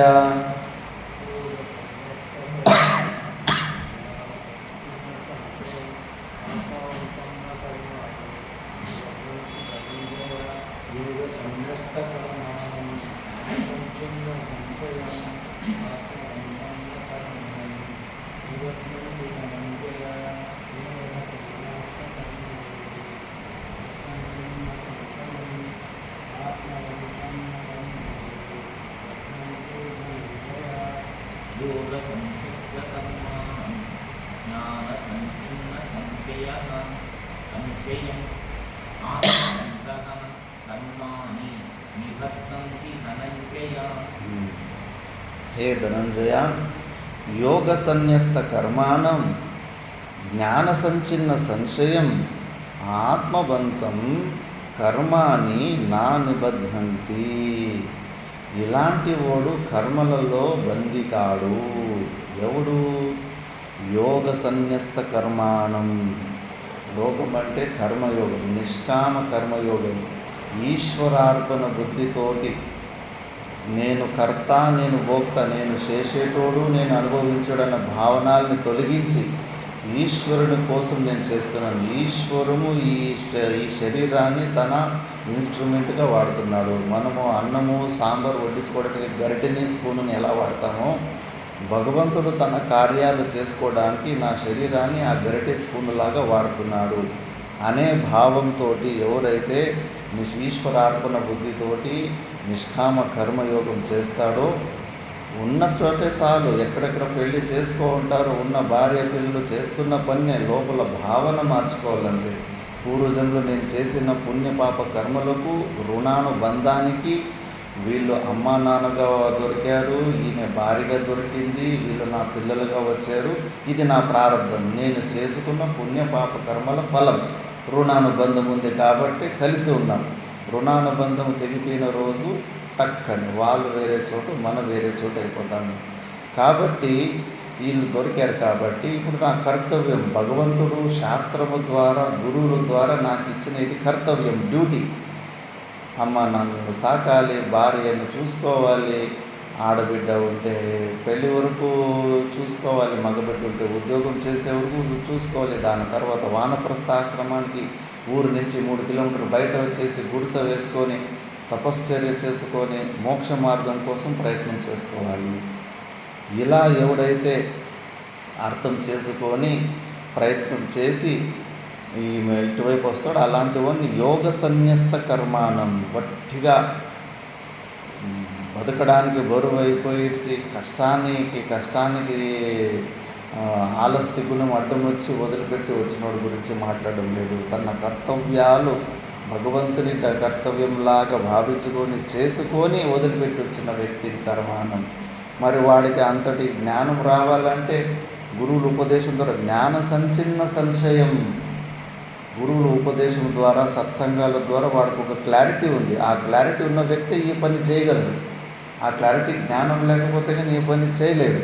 అందుకే అలాంటి జ్ఞాన సంచిన్న సంచయం అంటే ఈశ్వర జీవభావము పరమాత్మ భావన ఏదైతే భేద బుద్ధులు కనిపిస్తున్నా ఆ భేద బుద్ధులన్నీ తొలగించుకొని ఐక్య జ్ఞానం గురించి కనీసం పరోక్ష జ్ఞానం వచ్చిన వ్యక్తి లేదా తప్పకుండా ఆ స్థితిలో ఉన్న వ్యక్తి. అలాంటి జ్ఞాన సంచిన్న సంశయం.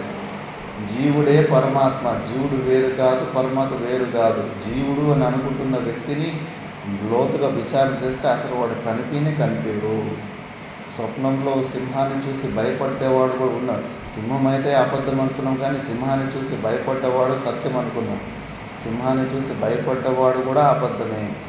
అలాగే మనలో ఉన్న ఈ జీవభావం కూడా కష్టాలే మిథ్యా కాదు, కష్టాలు అనుభవించేవాడు కూడా మిథ్యానే అన్న జ్ఞానాన్ని పొందినవాడు ఆత్మవంతం, ఆత్మస్వరూపంలో ప్రతి క్షణము ఈ విషయం మర్చిపోకుండా ఉండేవాడు.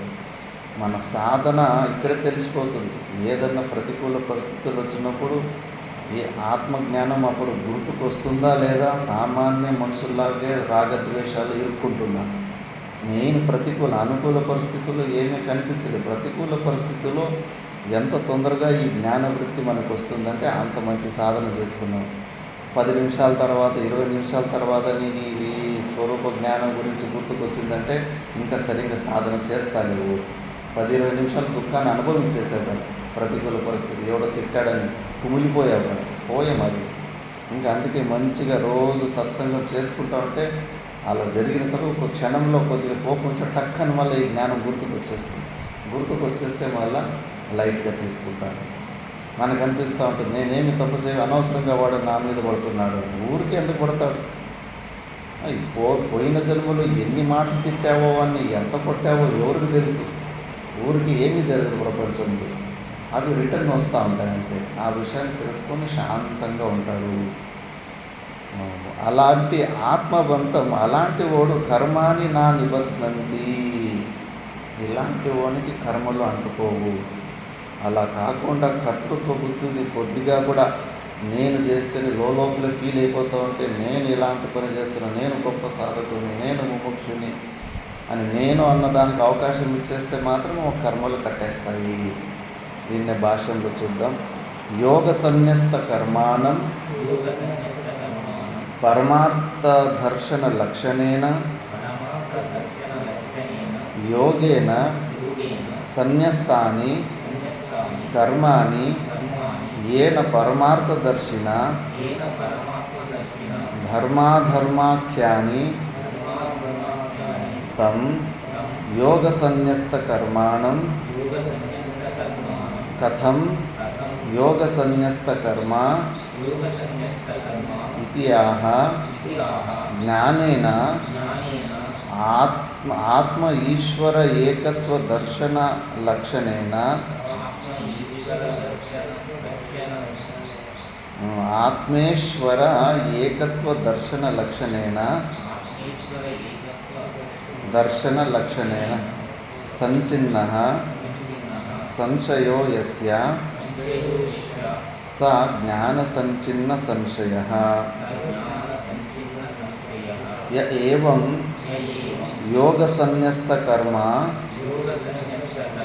తం ఆత్మవంతం అప్రమత్తం గుణచేష్టారూపేణ దృష్టాని కర్మాణి న నిబధ్నంతి అనిష్టాదిరూపం ఫలం న ఆరభంతే హే ధనంజయ. మీ అవుతుంది.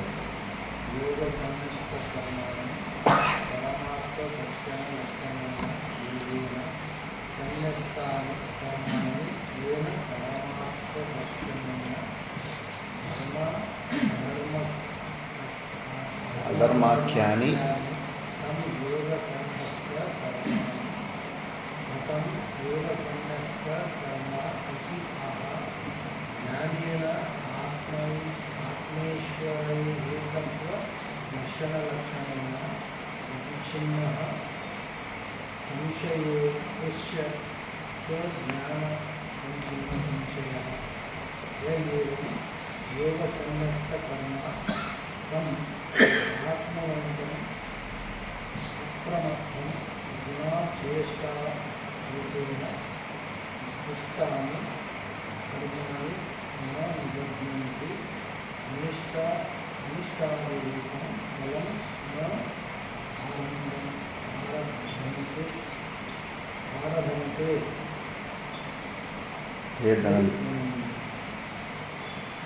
యోగ సన్యస్త కర్మాణం అని శ్లోకంలో ఉంది.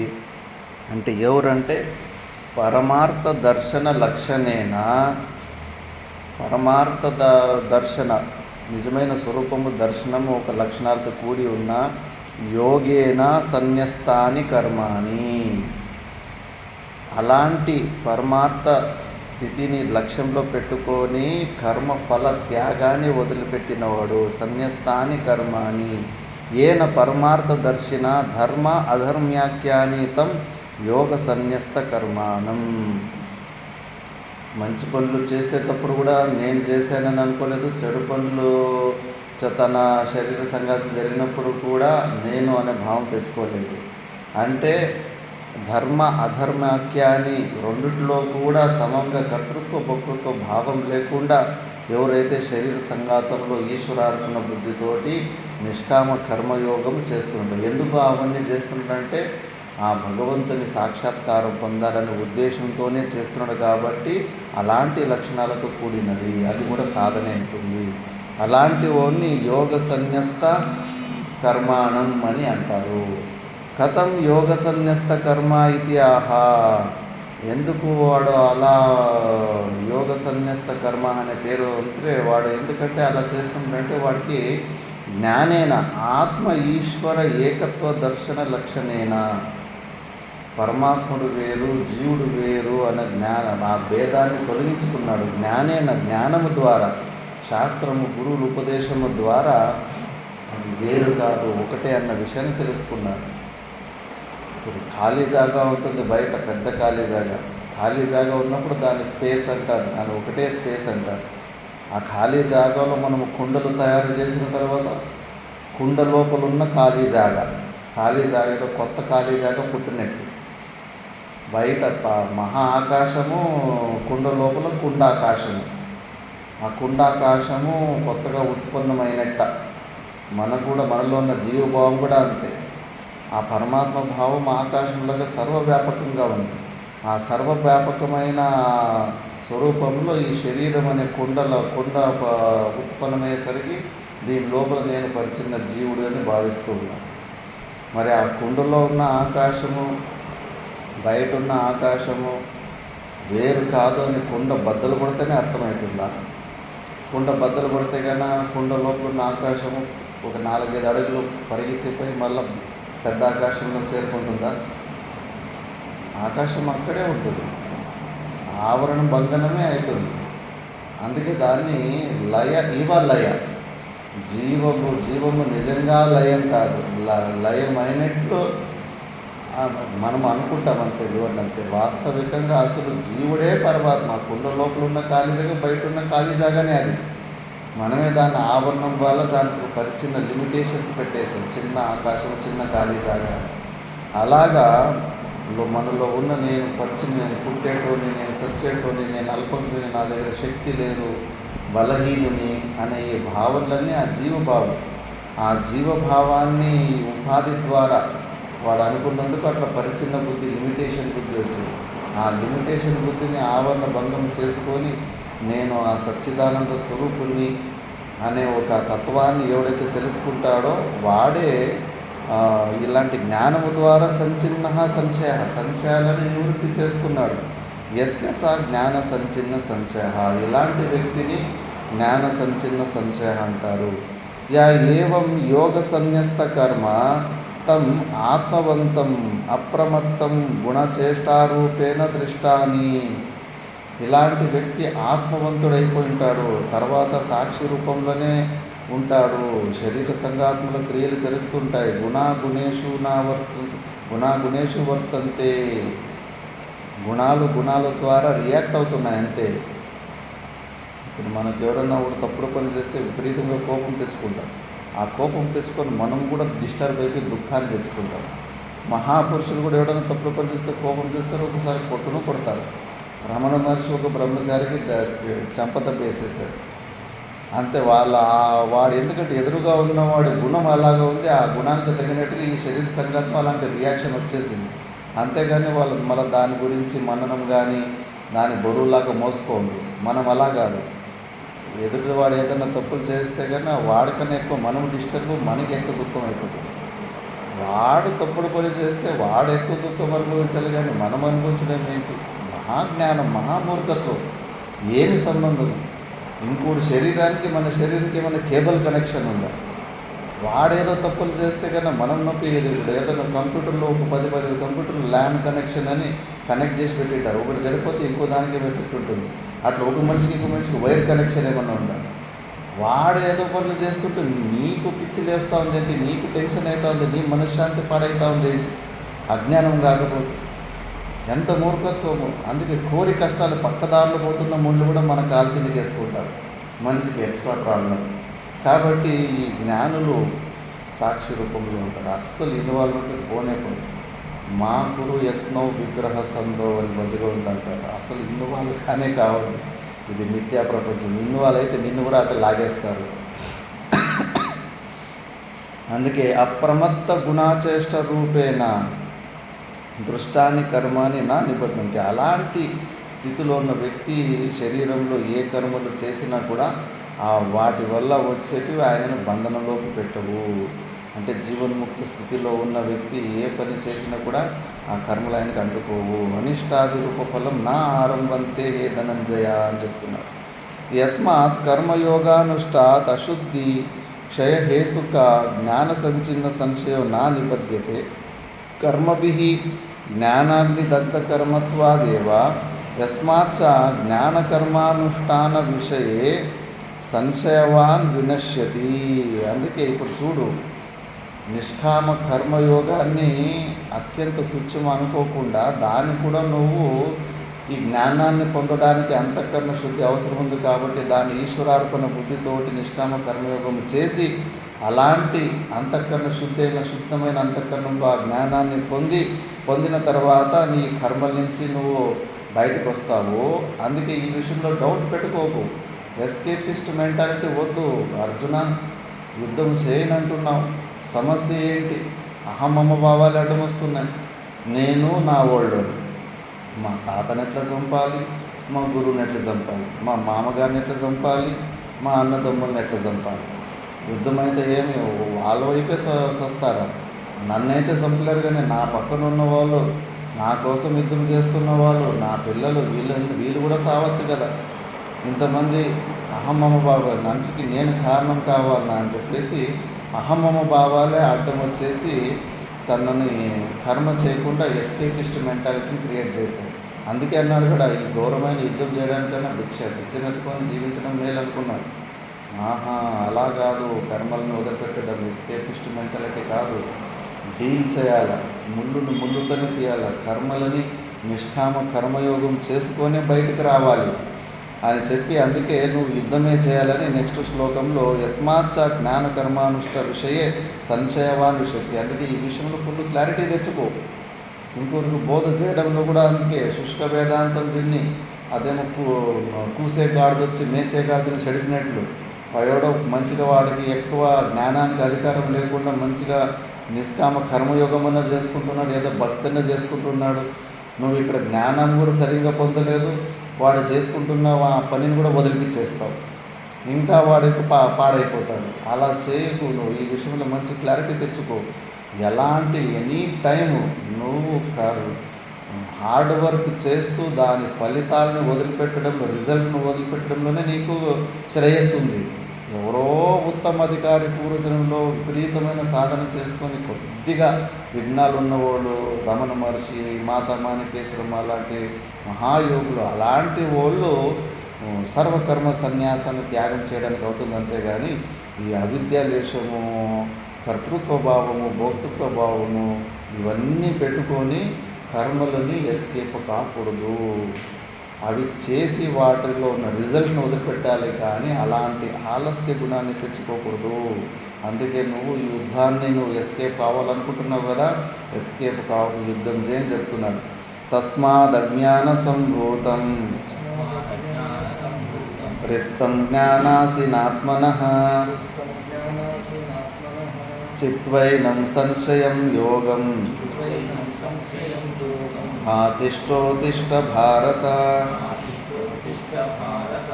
తస్మాదజ్ఞాన సంభూతం విత్స్తం జ్ఞానాసినాత్మనః చిత్వైనం సంశయం యోగం ఆతిష్టోతిష్ట భారత.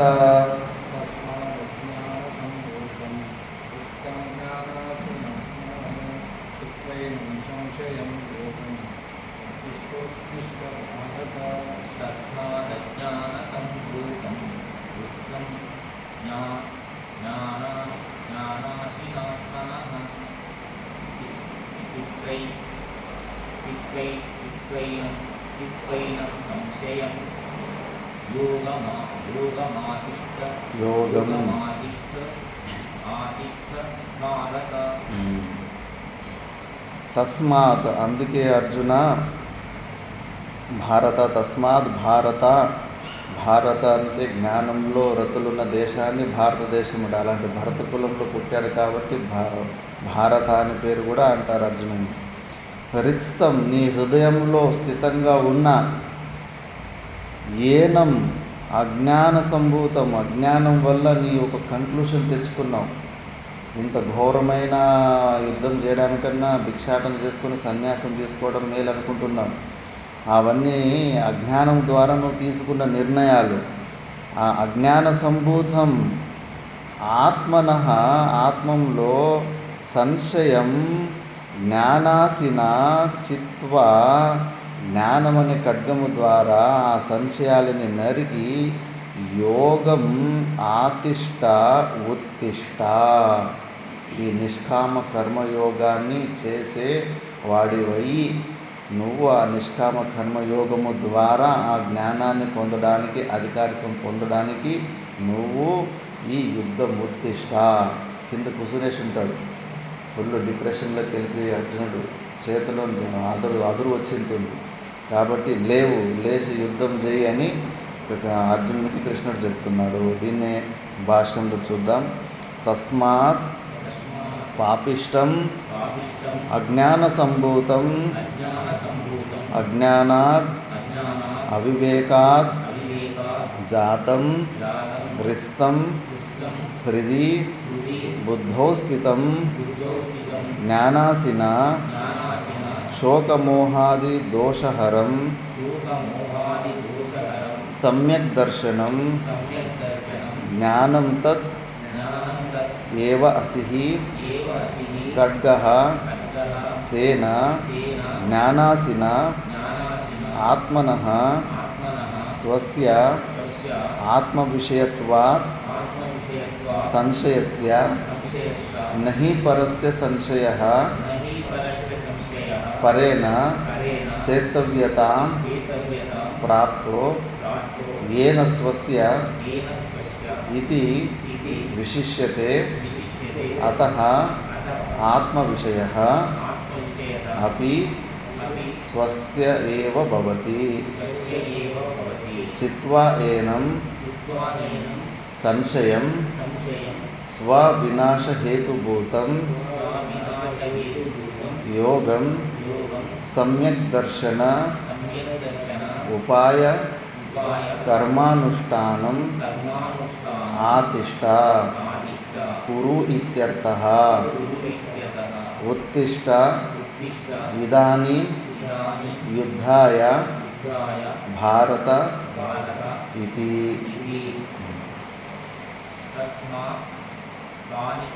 पापिष्टं पापिष्टं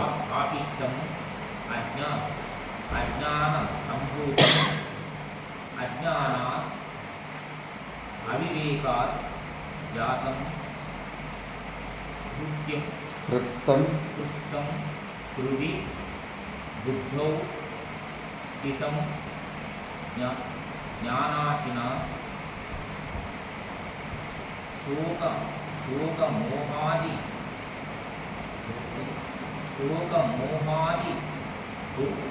दोषहरं शोकमोहादि दोषहरं सम्यक् दर्शनं ज्ञानं तत् एव असिः खड्गः तेन ज्ञानासिना आत्मनः स्वस्य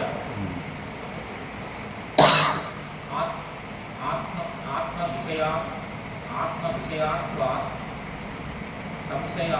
संशयस्य न हि परस्य संशयः परेण चेतव्यतां प्राप्तो येन स्वस्य इति विशिष्यते अत आत्मविषयः आत्मविषयः अपि स्वस्य एव भवति चित्वा येनं संशयं स्वविनाश हेतुभूतं योगं सम्यक्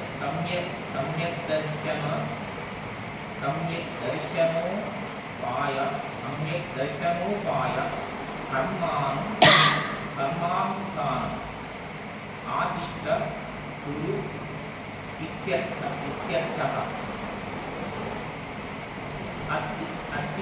उत्तिष्ठ इदानीं युद्धाय భారత ఇది. శ్లోకంలో తస్మాత్ అంటే దేని ద్వారా అంటే పాపిష్టం అజ్ఞాన సంభూతం, ఈ పాప రూపమైన ఈ అజ్ఞానం అనేది ఉంది కదా, అలాంటి అజ్ఞానాద్ అవివేకాద్ జాతం, అలాంటి అజ్ఞానము అవివేకము ద్వారా ఇప్పుడు నీ హృదయంలో వచ్చిన డిప్రెషన్ను, willingness to not do work, అది వస్తూ ఉంటుంది కదా, అది అజ్ఞానమే దానికి మూల కారణం. క్లారిటీ మిస్సింగ్ ఉంది. భగవద్గీత శాస్త్రం ఒక ఉద్దేశం అలాంటిది కాదు. అలా ఎస్కేపిస్ట్ మెంటాలిటీ ద్వారా నేను వదిలిపెట్టమనలేదు కర్మలని కాదు, కర్మఫల అహమ్మమ భావాలని వదిలిపెట్టాలి. హృది బుద్ధౌ స్థితం, నీ బుద్ధిలో ఇప్పుడు ప్రస్తుతంగా ఉంది కదా అవివేకము, అలాంటి దాన్ని జ్ఞానాసిన జ్ఞానం అనే ఖడ్గము ద్వారా, అది ఎలా అంటే శోకమోహాది దోషారం, ఆ ఖడ్గము శోకాలని మోహాలని వాటి నుంచి వచ్చిన దోషాలని హరించేలాంటి ఖడ్గం, అది జ్ఞానం. సమ్యక్ దర్శనం జ్ఞానం తదేవ అసి, జ్ఞానమే ఆ ఖడ్గము, జ్ఞానమే ఖడ్గము. తేన జ్ఞానాసిన ఆత్మన స్వస్య ఆత్మ విషయత్వాత్ సంశయ, ఆత్మ విషయంలో సంశయం ఉంది కాబట్టే ఇవన్నీ నిర్ణయాలు వస్తున్నాయి. ఆ ఆత్మ గురించి క్లారిటీ వచ్చినప్పుడు ఇంకా ఫుల్గా మళ్ళీ అధున కిం కరోమి స్వహ కిం కరోమి, ఇప్పుడు నేనేం చేయాలి, రేపు ఏం చేయాలి, ఈ థాట్లు కూడా రావు. ఇంకా ఇలాంటివి వస్తున్నాయి, క్లారిటీ రావడం లేదంటే ఇంకా ఏదో సంశయంలో పెండింగ్ ఉంది. ఒకసారి మంచిగా శ్రవణం చేసి వదిలిపెట్టే ఒక క్లారిటీ వస్తుంది, ఒక రూట్ మ్యాప్ ఉంటుంది, దాని తర్వాత అన్నీ స్మూత్గా ఉంటుంది. అందుకే జ్ఞానం అనే ఖడ్గం ద్వారా అజ్ఞానాన్ని తొలగించుకో. నహి పరస్య సంశయ, ఇక్కడ వేరే ప్రకారమైన సంశయాల గురించి ఏమైనా మాట్లాడితే లేదు. నహి పరస్య సంశయ పరేణ చేతవ్యం ప్రాప్తో ఏన స్వస్య ఇది విశిష్యతే అత ఆత్మ విషయాపి స్వస్యైవ భవతి. వేరే ప్రకారమైన డౌట్లు, భర్తకు భార్య మీద అనుమానం అలాంటి ఉంటాయి కదా, అలాంటి అనుమానాల సంశయాల గురించి మాట్లాడడం లేదు. ఎవడికి వాడి స్వరూపం గురించి ఉన్న సంశయం గురించి ఇక్కడ భగవంతుడు మాట్లాడుతున్నాడు. పనికిరాని విషయంలో ఉన్న డౌట్లు కాదు, ఆ డౌట్ల గురించి కాదు, ఆత్మ గురించి డౌట్లు. అలాంటి డౌట్ని ఫుల్ క్లారిటీ తెచ్చుకో. నువ్వు కర్తావి కాదు, భోక్తావి కాదు, నీలో ఉన్న ఈగోని ఆ ఈశ్వరార్పణ బుద్ధి చేసి దాన్ని చంపేసుకో. దాని తర్వాత అలా చేసిన కర్మలు మళ్ళీ నీకు బంధనంలో పెట్టవు అని చెప్పేసి చిత్వ, ఆ ఒక్క అహంకారం నీవు లేకపోతావు. అన్ని పనులు చేస్తారు కానీ ఆ ఒక్క అహంకారం గురుగారు అడుగుతూ ఉంటారు, ఇచ్చేయరా నాయన, నాకు ఇచ్చేయరా అహంకారాన్ని. ఎంత అడుక్కుంటూ ఉంటాడు, అది మాత్రం దగ్గరే పెట్టుకుంటారు. ఆ దగ్గర పెట్టుకొని ఇంకా మనసుకు నచ్చినట్టువన్నీ చేసుకుంటూ పోతూ ఉంటారు. అది ఒకటి ఇచ్చేస్తే అంతే, మళ్ళీ గురుగారు కూర్చోమంటే కూర్చోవాలి, లేవమంటే లేవాలా. పనికిరాని వాళ్ళ దగ్గర అంతా జుట్టుని ఇచ్చేస్తారు, వాళ్ళ చేత పొట్టుకిచ్చుకుంటే పిచ్చిపించుకుంటారు. గురువు దగ్గర అసలైన జుట్టు ఇవ్వాలి కానీ అక్కడ ఇవ్వరు. గురుగారేమో అహంకారాన్ని తీసి ఎలా అష్టావక్రుడు జనక మహారాజుని నిర్వికల్ప సమాధి స్థితికి పంపేయాలో అలాంటి గొప్ప స్థితికి, సర్వతంత్ర స్వతంత్ర స్థితికి పంపేయాలేమో గురుగారు ఆశిస్తుంటే అక్కడ ఇవ్వరు ఆ జుట్టుని. మిగతా వాళ్ళ చేతికి ఇచ్చేస్తారు, వాళ్ళు ఫుట్బాల్ ఆడుకుంటూ ఉంటారు. భార్య కానీ పిల్లలు కానీ ఫ్రెండ్స్ కానీ ఎక్కడ పోయినా కూడా అక్కడ పరాధీనతని దీనత్వాన్ని స్వీకరిస్తారు. గురువు దగ్గర మాత్రం లేదు. గురుగారు నువ్వు బై డిస్టెన్స్ యువర్ గురు అంతే. మరీ ఎంత క్లోజ్గా వచ్చి మరీ నన్ను కబ్జా చేయడానికి చూడకు. నా స్వతంత్రం నా దగ్గర ఉంది, నాకు ఇష్టం ఉంటే ఉంటాను, లేకపోతే పోతాను. ఇలాంటివన్నీ ప్రత్యక్షం చేస్తుంటాను. గురుగారు మాత్రం ఏం చేయడానికి అవుతుంది. అహంకారం managing people is managing their egos అని. వ్యక్తులతోటి ఏగడం అంటే వాళ్ళ అహంకారంతోటి యుద్ధాలు చేయడం అని. మన అహంకారమే పెద్ద కోట, దాంతో ఏగలేకపోతాం, ఇంకొక అహంకారం ఏగడం అవుతుంది మనకు, సాధ్యమే కాదు. చిత్వా ఏదం సంశయ స్వవినాశ హేతుభూతం యోగం సమ్యక్ దర్శన ఉపాయ కర్మానుష్టం.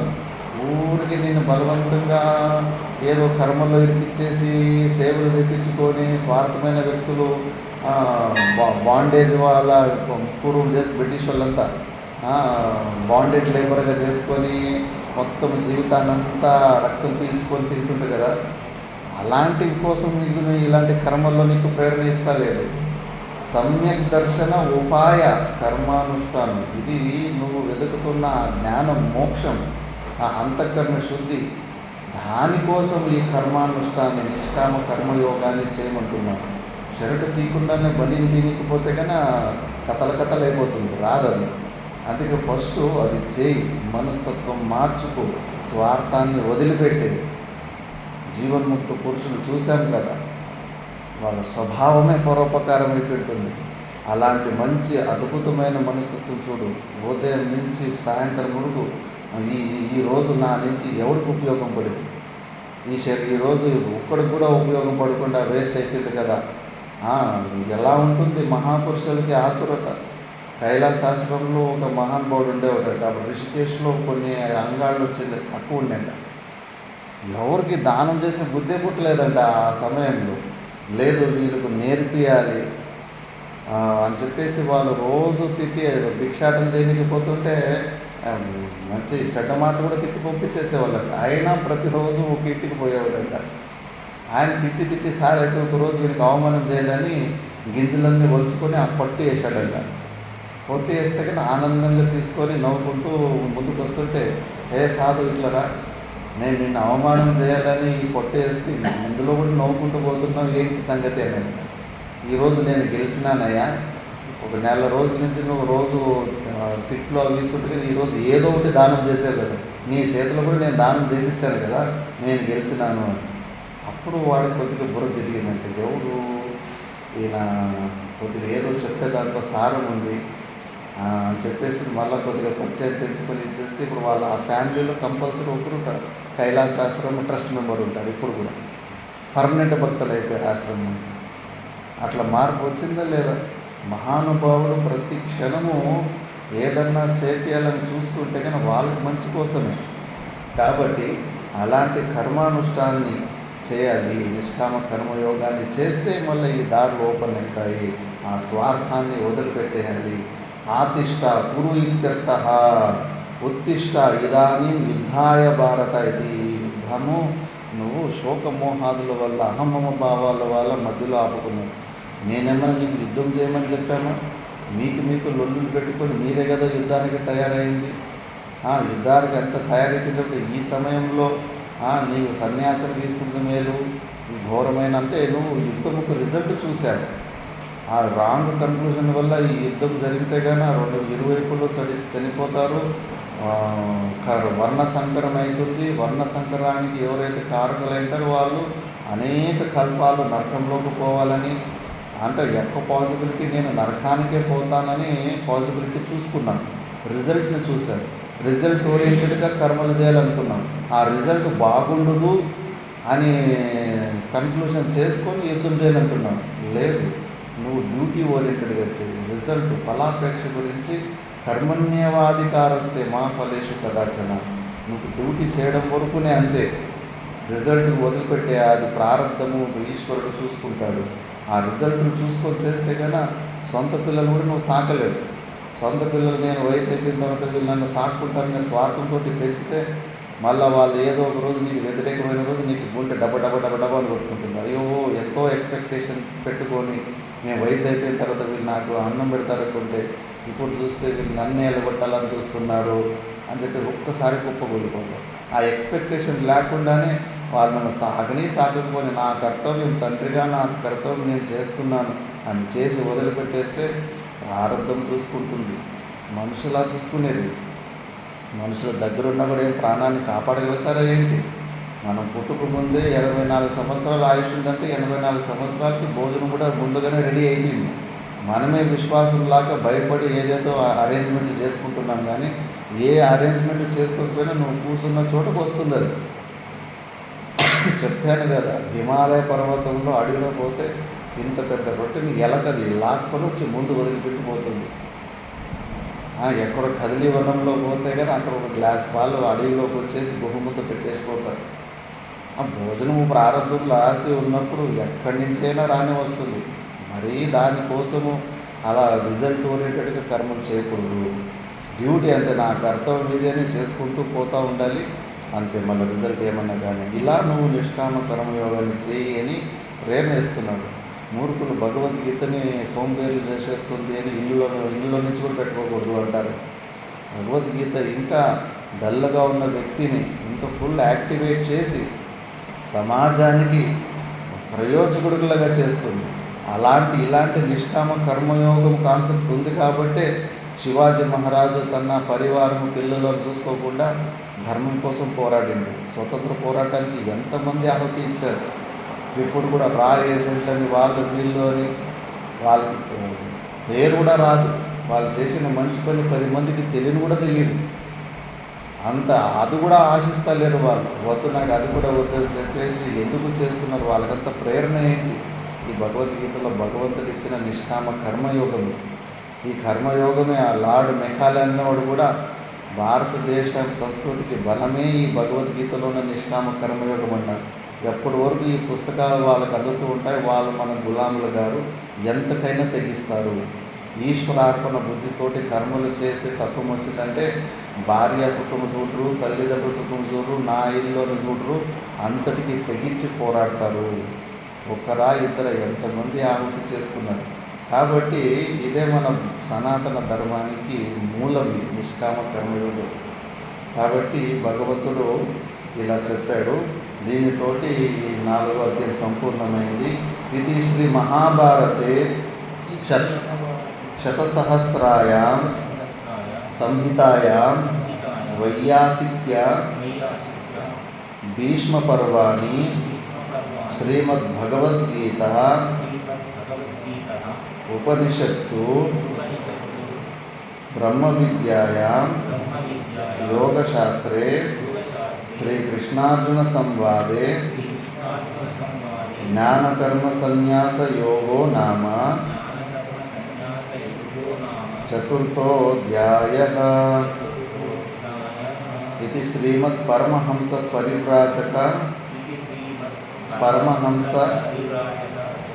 ఆచార్య గోవింద భగవత్ పూజ్యపాద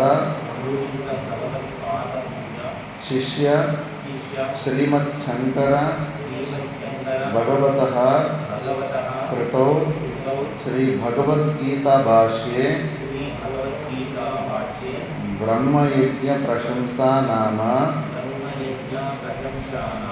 4థోऽధ్యాయः.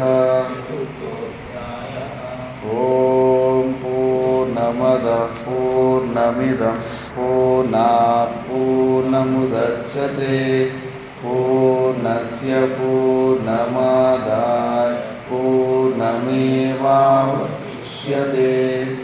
ఓం శాంతి శాంతి శాంతి.